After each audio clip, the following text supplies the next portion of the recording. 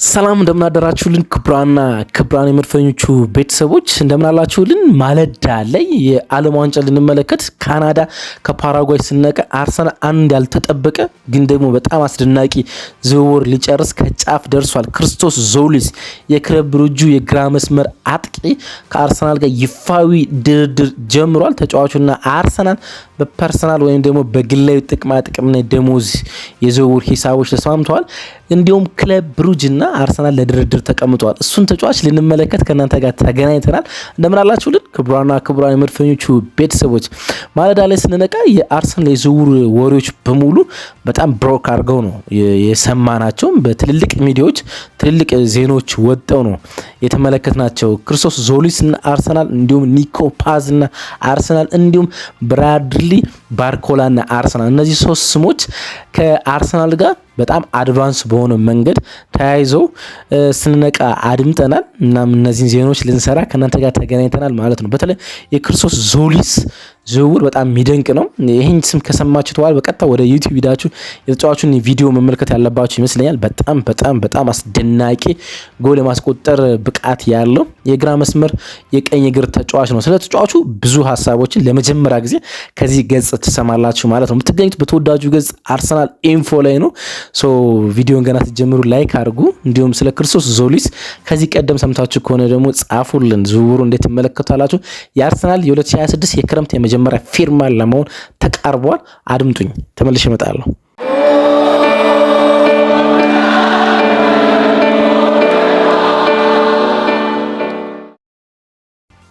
እንግዲህ ስንነቃ የዓለም ዋንጫ በእኩለ ሌሊትና በንጋት የተከናወነ እንደሆነ ይታወቅ አይደለ? ስንነቃ የአሜሪካንና የፓራጓይ ጨዋታን ለመመልከት ስንነቃ በአርሰናል የዝውውር ወሬዎች ሚዲያው በጣም ተጠምዶ ስንመለከት በጣም አግራሞትን ፈጥሯል። በተለይ ደግሞ ትልልቆቹ ሚዲያዎች እና ለዝውውር በጣም እናምናቸዋለን የምንላቸው ዴቪድ ኦረሰን፣ ፋብሪዚዮ ሳሚ ሞኬቤል፣ የቢቢሲው ሁሉም በአንድ ድምጽ የአርሰናል ክርስቶስ ዞሊስን ለማስፈረም ስለመቃረቡ ዘግበው ተመለከትንና እኛም ደግሞ ዌብሳይቶችን በሙሉ ማን ነው ክርስቶስ ዞሊስ የሚለውን ተጫዋች ለማሰስ ስንሞክር ነበርና ይሄን የ24 ዓመት ግሪካዊ የቀይ መስመር አጥቂ አርሰናል ኦልሞስት ለማስፈረም ከጫፍ ደርሷል። ዴቪድ ኦረሰን እንደሚለን ከክለብ ብሩጅ አርሰናል 40 ሚሊዮን ዩሮ ከፍሎ ወይም ደግሞ 34.5 ሚሊዮን ፓውንድ በዶላር የምትፈልጉት ከሆነ ደግሞ 46.3 ሚሊዮን ዶላር ከፍሎ የራሱ ለማድረግ በጣም ተቃርቧል። ቪዲዮዎችን ለመመልከት ስሞክር ነበር። ኦልሞስት ይሄን ቪዲዮ ለእናንተ ከመስራት በፊት 3 የ10 ደቂቃ ቪዲዮዎችን ለመመልከት ሞክሬያለሁ። የምር ነው የምላችሁ። ተጫዋቹን ከዚህ በፊት ሰምቼውም አይቼውም አላቅም፣ ግን አስደናቂ የሆነ የጎል የመጨረስ ብቃት አለው። በቀጥታ ተጫዋቹ ከተመለከቱ በኋላ ክቫራትስኬሊያ ነው የመጣልኝና ቢኮዝ የሹት ቮሊዩምን ማመን አትችሉም። አብዛኞቹ ጎሎቹ ከቦክስ ውጭ ናቸው፣ ግን በየጨዋታው የሚያደርጋቸው የሹት ቮሊዩም ብዛቶች በጣም ነው የሚደንቁት። በጣም ቀጥተኛና ከፍተኛ የሆነ የሹት ጥንካሬ ያለው ተጫዋች ነው። በጣም እርግጠኛ ሆኖ ዴቪድ ኦረሰን ይህን ዘገባ ሲጽፍ አርሰናል የሞርጋን ሮጀርስ ዝውውር ላይ ኢምፓክት አይፈጥርበትም፣ ወይም ደግሞ የሞርጋን ሮጀርስ ዝውውር ላይ ሙሉ በሙሉ ወጦ አይደለም ይሄኛውን ተጫዋች የሚያስፈርመው ብሏል። ኦልተርኔቲቭ ታርጌት ነው የሚለው ቃል በቃል ማለት ነው። ስለዚህ አማራጭ ነው ለቀይ መስመር ለግራ መስመር ማጥቃት የቀኝ እግር ተጫዋች ለአርሰናል ማስፈረም እንደ ግዴታ ስለሆነ ነው እንጂ የሞርጋን ሮጀርስ ፊርማ እንዳልቀረ ነው። እንግዲህ የሊያንድሮ ትሮሳርድና የማርቲኔሊ ኮንትራት በሚቀጥለው ውድድር ዓመት የሁለቱም ይጠናቀቃል። ስለዚህ ሁለቱም ወይም ደግሞ አንደኛቸው ተጫዋች በዚህ ውድድር ዓመት ከአርሰናል ጋር በይፋ ይለያያሉ። ይሄኛው ደንበኛ የግራ መስመር አጥቂ ነው፣ የቀኝ እግር ተጫዋች ማለት ነው። ሞርጋን ሮጀርስ ደግሞ በሁሉም ቦታዎች መጫወት የሚችል ነው። 10 ቁጥር ፎልስ ናምበር 9 እንዲሁም ደግሞ በግራና በቀኝ መስመር ውስጥ መጫወት የሚችል ተጫዋች ነውና ይሄኛው ተጫዋች አሁን ያለቀ ዝውውር ይመስላል። አመናችሁኝም አላመናችሁኝም ኦልሞስት ያለቀ ዲል ነው የሚሆነው። እስከ ሰኔ 2029 የሚያቆይ ኮንትራት አለው። ኮንትራቱን የፈረመው ጁን ላይ 2025 ነው። ባለፈው አመት ማለት ነው። ከአንድ አመት በፊት 2 አመት ነው በክለብ ብሩጅ መቆየት የቻሉ። ፓላስ ባለፈው ውድድር ዓመት ሊያስፈርሙ ከጫፍ ደርሶ ነበር ታምናላችሁ። በመጨረሻ ሰዓት በነበሩ የፔፐር እና አንዳንድ የኢሚግሬሽን ጉዳዮች፣ የፓስፖርት ጉዳዮች፣ የወርክ ቪዛ ጉዳዮች ነው ከግሪክ የሚመጣ ተጫዋች አይደለ እንደዚህ አይነት የወርክ ቪዛ ጉዳዮች ጥያቄ ይነሳባቸዋል ብዙ ጊዜ በእንግሊዝ እግር ኳስ ውስጥ ማለት ነው። በዛ ምክንያት ብቻ ነው ያልፈረመ እንጂ ፓላስ ሊያስፈርሙ ተቃርቦ ነበር። እንግዲህ እንደምታውቁት ፓላስ መጥቶ ይህን ብቃት ቢያሳይ ኑሮ ተጫዋቹ አሁን 100 ሚሊዮን ይጠየቅበት ነበር። ቪዲዮዎችን ካየሁባቸው ጨዋታዎች ማለት በጣም የገረመኝና ብዙዎቻችን አላስተዋልን ይሆናል እንጂ በዚህ ውድድር ዓመት በሻምፒዮንስ ሊግ 3 ጎሎች አሉት። አርሰናል ክለብ ብሩጅን 3-0 ባሸነፈበት ጨዋታ ላይ ሜዳ ላይ ነበረ። እናም የሚካኤል አርቴታን ትኩረት የሳበ ያኔ ነው ተብሏል። ሙሉ በሙሉ ትኩረት የሳበ ባለፈው ሳምንት የኢንተርናሽናል ብሬክ የሀገራት የወዳጅነት ጨዋታ ሲከናወን ስዊድን ከግሪክ ጨዋታቸውን አድርጎ ነበር። ግዙፉን የአርሰናል የሪኳየርመንት ባለሙያ ታስታውሱታላችሁ ብዬ አስባለሁ።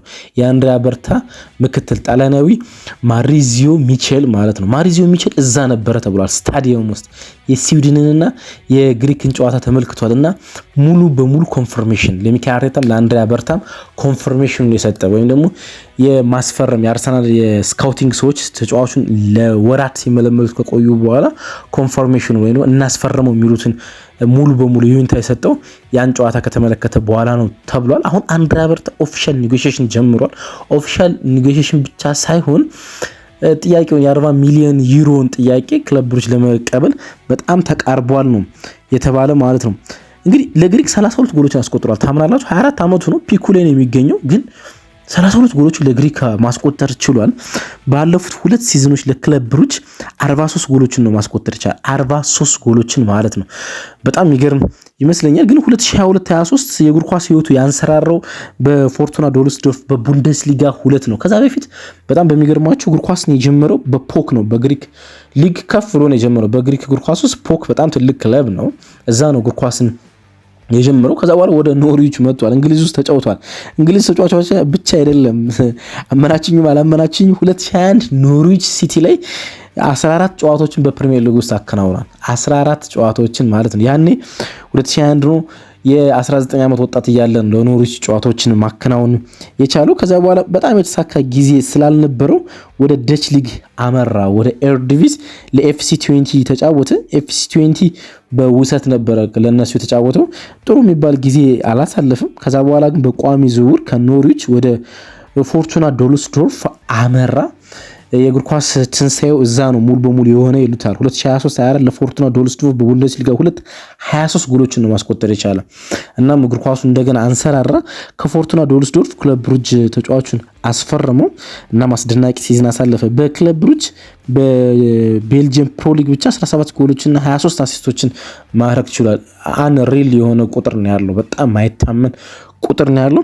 አስፈሪ ተጫዋች ነው፣ ምንም ጥያቄ የለውም። ባለፉት ሲዝናቶች የነበረው የእግር ኳስ ሁኔታ በጣም አስፈሪ ተጫዋች እንደሆነ ማሳየት ይቻላል። በግራ መስመር የቀኝ እግር በጣም ፈጣን ነው። አስደናቂ ሹቶች አሉት ቪዲዮዎችን እንደተመለከት ነው።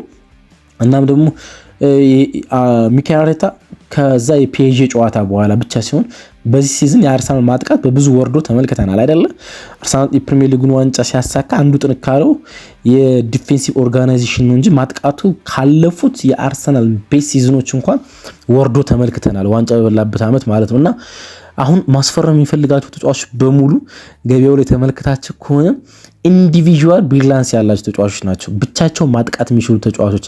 አርሰናል በጨዋታው ውስጥ የማጥቃት ኢምፓክት መፍጠር እንኳን በአቃተው ሰዓት ኢንዲቪጁዋል ብቻቸውን ለውጥ መፍጠር የሚችሉ ተጫዋቾችን ገበያው ላይ እያፈላለገን የሚገኙ እና እንዳለ አርሰናል ሊያስፈርም የሚፈልጋቸው ተጫዋቾች ሹተር ናቸው። ታምናላችሁ? እንግዲህ ትናንትና ስንነቃ የአሜሪካና የፓራጓይን ጨዋታ ለመመልከት ስንነቃ የአርሰናል የዝውውር ወሬ ብርግድ አድርጓል። አንድሪያ በርታ ትልልቅ ስራዎችን ይሰራ። አንደኛው የኒኮ ፓዝ ስም ከአርሰናል ጋር መያያዝ ነው። በጣም ውስብስብ ረዥም ዝውውር የመሆን እድል አለው። ግን አርሰናል እና ኒኮ ፓዝ ግን ስማቸው ተያይዟል። ኒኮ ፓዝ ማለት በሴስ ፋብሪጋሱ ኮሞ ውስጥ 2 በጣም ውብ አመታትን ያሳለፈው ተጫዋች ነው። ግን ይሄ ተጫዋች የማድሪድ አካዳሚ ውጤት ነው እና ማድሪድ ለኮሞ ሲሸጠው ማድሪድ የሚፈልገው ከሆነ 9 ሚሊዮን ዩሮ ብቻ ከፍሎ ተጫዋች የማስፈረም መብት አለው። ኮሞ ለአርሰናል ቢሸጠው ከ50 ሚሊዮን ፓውንድ እስከ 70 ሚሊዮን ፓውንድ ይጠይቅበታል። ግን እንዳልኳችሁ በዩሮ ማድሪድ በ9 ሚሊዮን ዩሮ ብቻ ማስፈረም ይችላል እና ዘንድሮ ማድሪድ ይመልሰውና ይሸጠዋል ተብሎ ይጠበቃል። እና ማድሪድ የሚሸጠው ከሆነ መልሶ ገበያው ላይ ውድ ይሆናል። ለማትረፍ ቢዝነስ ማለት ግን ከኒኮ ፓስ ጋር ተያይዟል። አድቫንስ ቶክ አርሰናል ከብራድሊ ባርኮላ ጋርም ጀምሯል። ብራድሊ ባርኮላ በይፋ ከፒኤስጂ ጋር ለመለየት ተቃርቧል። የኮንትራት ማደሻ ውል ከሉዊስ ኮምፓስ እና እንዲሁም ደግሞ ኤጀንቱ ሜንዴዝ ማለት የክርስቲያኖ ሮናልዶ የጆዜ ሞሪኖ የትልልቅ ተጫዋቾች ኤጀንት ነውና ድርድር አከናውነው ነበረ ሜንዴዝ እና እንዲሁም ደግሞ ባርኮላ ከፒኤስጂ ሰዎች ሉዊስ ኮምፓስ ጋር ግን ስምምነት አልደረሱም። አሁን ሊቨርፑልና አርሰናል ብራድሊ ባርኮላን ለማስፈረም ገበያው ላይ በጨረታ ውስጥ ቀርቧል። ትናንትና ምሽት ብቻ የተሰሙ ዜናዎች ናቸው እነዚህ።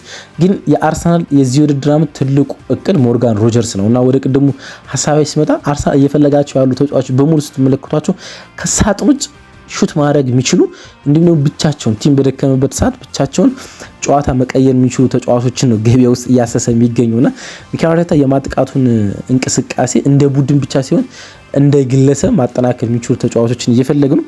ክርስቶስ ዞሊስ የዛኛው አንዱ ማሳያ ነው። አንድ ሶሻል ሚዲያ ላይ በተለይ ኤክስ ላይ ማለዳ ላይ የተመለከቱት አንድ ያዝናነኝ ዘገባ ጄሱስን አርሰናል ሲለቅ ክርስቶስን ሊያስፈርም ነው የሚል ዘገባ ስመለከት ነበርና ግሪካዊ ነውና እንደዚህ አይነት ከአማልክት ጋር የሚቀራረቡ ስሞች አርሰናል ውስጥ ብዙ ናቸው አይደል? ገብርኤል ማጋሊሽ፣ ገብርኤል ማርቲኔሊ፣ ገብርኤል ጄሱስ፣ እንደዚህ መሐመድ ኤልኒኒ በቅርቡ እንደነበር ይታወቃል። አሁን ክርስቶስ ዞሊስ የሚል ተጫዋች ከግሪክ ይመጣል። ይሄ ተጫዋች በጣም በቅርቡ የአርሰናል ማሊያ ለብሶ እንመለከተዋለን ማለት ነው። የአርሰናል የስካውቲንግን ልቀት የሚመለከት ነው። በተለይ ዝውውሩ የሚሳካና በአርሰናል ውስጥ በጣም ውጤታማ ጊዜያት የሚያሳልፍ ከሆነ የአርሰናል ስካውቲንግ በደንብ የሚያሳይ ይመስለኛል።